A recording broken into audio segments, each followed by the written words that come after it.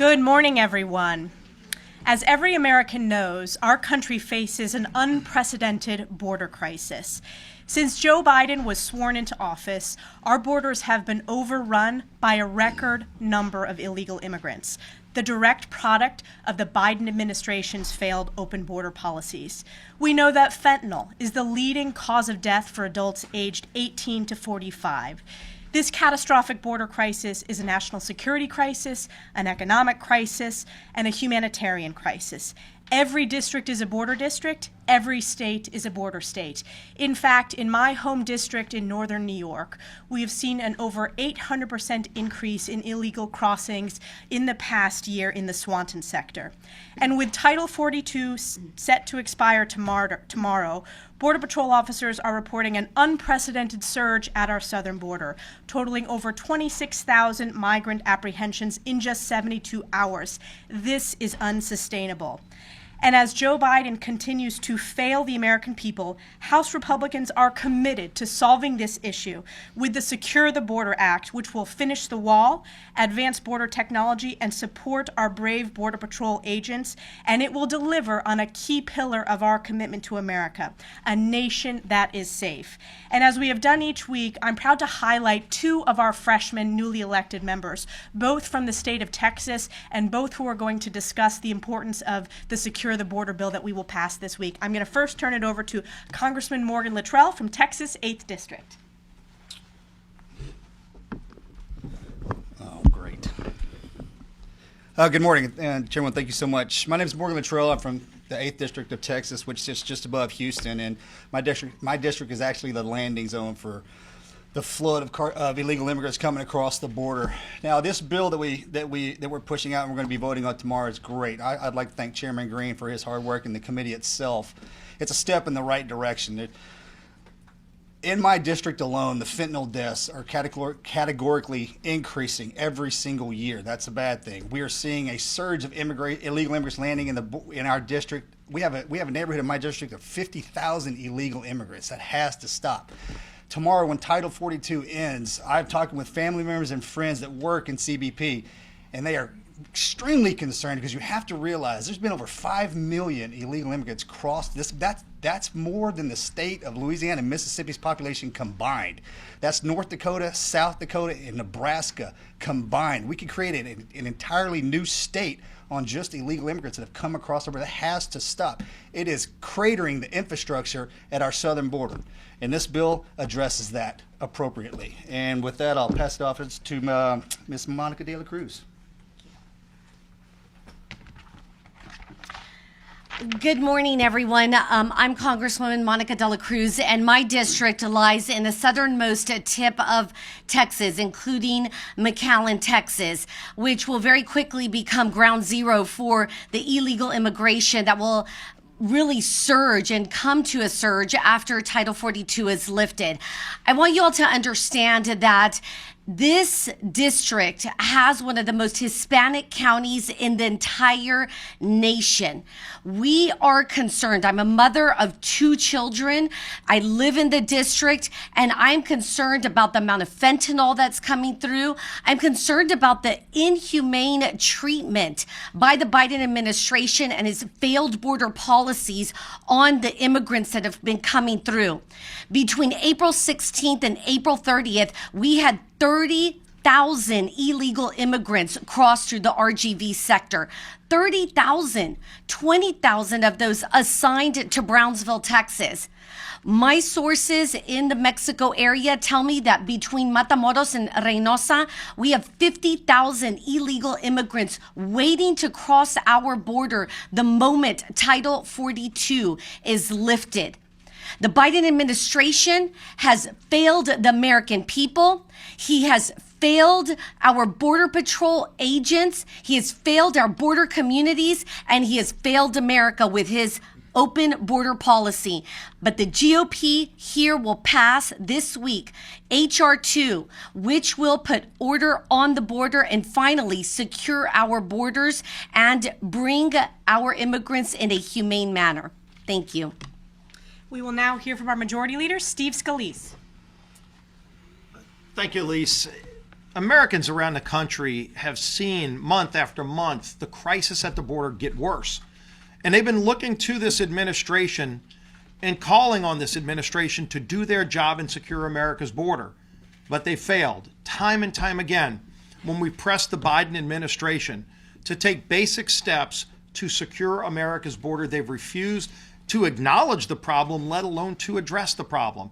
Most of the problems we're seeing at the border were created by Joe Biden himself, starting on his very first day in office as president, when he sent a message throughout the world that America's border is open by doing things like halting construction of the wall, reinstating catch and release, terminating the Remain in Mexico policy, the Northern Triangle agreements. Those were all things that were working to establish a rule of law. America's the most generous nation in the world in terms of immigration policy. We allow more people to come into our country every year legally than any other nation in the world. And yet when you have an undermined rule of law, where more than twice the number of people who are allowed to come in legally every year are coming in illegally, we don't know what the real number is because the Biden administration won't even share it. We know of a number of people on the terrorist watch list who have actually been caught coming across our southern border. We don't know about the gotaways, how many people on the terrorist watch list that are coming here to do us harm, and not just from South and Central America. This is a global problem. Over 140 different countries have been identified having people come over our southern border illegally. This is a national security crisis that is clearly affecting our immediate southern border colleagues in their districts, but it's affecting every district in America. Every town in America is now a border town because President Biden has brought this crisis to them. When they're sending people all over the country by dark of night on buses, on airplanes, not even alerting local authorities to know how many people are going to be coming and where they're going to stay, which schools they're going to be going to. The New York Times just reported a few days ago that more than 85,000 young kids are missing who have come across our border illegally. President Biden was in charge of tracking them, putting them in homes all around the country, and yet they've lost 85,000 young people. How can the Biden administration, with a straight face, look themselves in the mirror and allow this scandal to continue? But yet they do. And so as House Republicans, we said we're not going to sit on the sidelines like President Biden has, creating this problem. We're going to actually work on solving this problem. And so tomorrow, the day that Title 42 expires, we're going to bring H.R. 2, the Securing the Border Act, a bill that actually focuses on solving the problem so we can get back to the rule of law and have a secure border in America, reestablish a legal path to come into this country like so many great immigrants have, like my great-grandfathers, and so many of our families came to this country seeking opportunity in the American dream. When you undermine the rule of law and create this crisis where now every single day in America, 300 young people are dying. Americans are dying because of the drugs being brought across our southern border because Joe Biden has turned operational control of our southern border over to the Mexican drug cartels. He's allowed it to happen. We've embedded, I think all of us have gone down the border. Most of our conference members have gone down to the southern border. I embedded with Border Patrol agents. They'll tell you what the problems are. And in fact, we've listened and taken a lot of those ideas and put them into this legislation. We worked with all members of our conference to come up with a bill that will actually solve the problem. And what does the president do? He issues a veto threat because he wants an open southern border. The American people are sick and disgusted by this dereliction of his duty. So that's why Congress has acted, just like we did to address the debt ceiling 2 weeks ago. This is something we've been working on for months. Speaker McCarthy reached out early in our new majority to the president to address the debt ceiling before the midnight hour. You know, as Janet Yellen can pick the X date and maybe it's June 1st, we didn't wait. We started taking action. The president said that he would meet with Speaker McCarthy. It had been about 3 months had gone by where the president was in hiding. And finally yesterday, as we're just days away from hitting that X date, does he finally sit down with congressional leaders and still doesn't have any plans that he's put on the table as an alternative to what we passed. We passed a bill through the House. There is no bill in the Senate. I'd love to see the bill Chuck Schumer has to address the debt ceiling crisis, but I guess he wants default because he won't even bring a bill to the floor to pass on his own. And so if he wants default, we don't. And so we took action to address this crisis. And it's not just the debt ceiling crisis, where the credit card of the nation was maxed out by Joe Biden's spending over the last 2 years. It's also the spending problem in Washington that got us here. We addressed that too in our bill, with real reforms to spending, with actual economic growth so we can get our economy moving again, to get people back to work, paying into the system so we can strengthen programs like Social Security, which have been undermined under the Biden policies. So I would encourage the president to not just sit and call people names and spread misinformation about the legislation that was passed. If he doesn't agree with our bill, he needs to put his own alternative on the table about how to solve Washington's spending problem as we're dealing with the debt ceiling.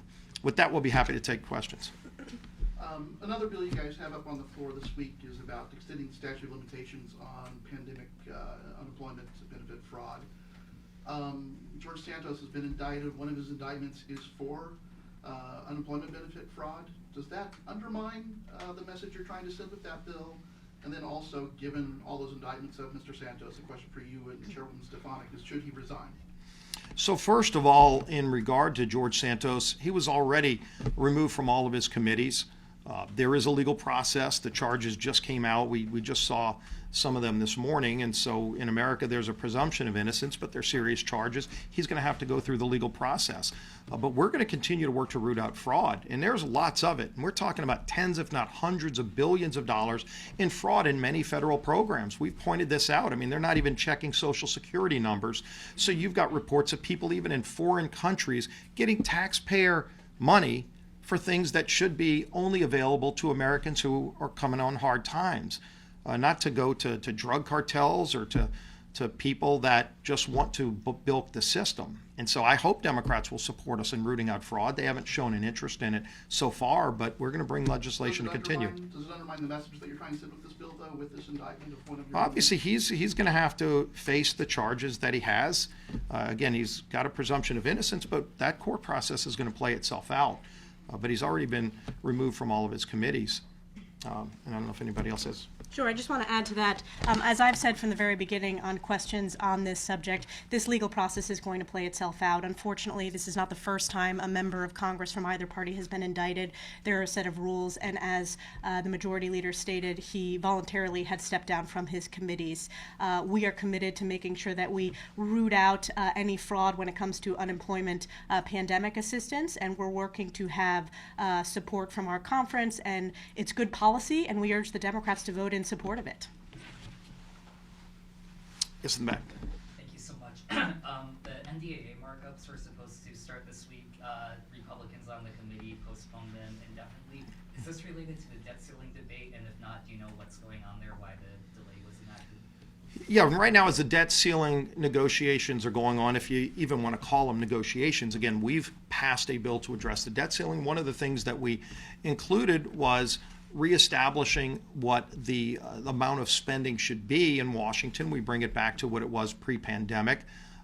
We, again, have laid out what that should be. But as we're in these final talks, I mean, there might only be 2 weeks left before we actually hit the date. So I'm hopeful that as the Speaker meets with the President and the other congressional leaders on Friday, that they can get some real specifics that get us closer to an agreement.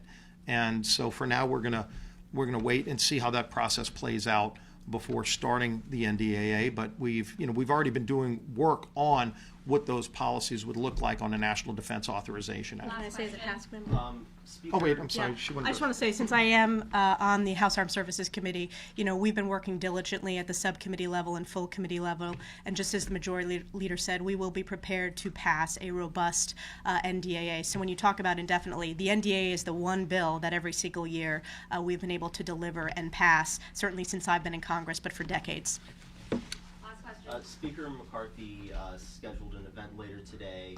Congressman Rashida Tlaib was scheduled in the Congressional Visitor Center to hold an event on Nakba, which is the day that Palestinians remarked the founding of Israel as a catastrophe. McCarthy's event is blocking that. It's a bipartisan briefing on the U.S.-Israel relationship. Any comments on that move by Speaker McCarthy to occupy that space during that time?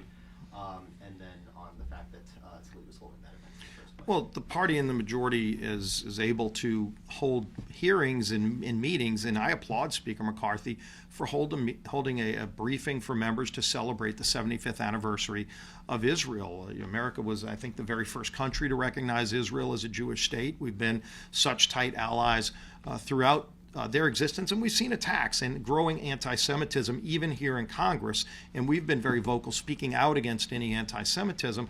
But I think it's important that we continue to celebrate and share with all of our members why it's so important that we have this special bond with Israel. The Speaker just came back from actually addressing the Knesset a few days ago, which is a very historic. I think Newt Gingrich was the last speaker to address the Knesset. He and Prime Minister Netanyahu both spoke, and we've had a very special relationship. It's been very strongly bipartisan.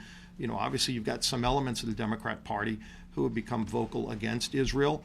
But again, we're going to stand up against any kind of anti-Semitism or any kind of attacks against Israel, and I applaud the Speaker for having a briefing that all members are able to come to. Thank you all.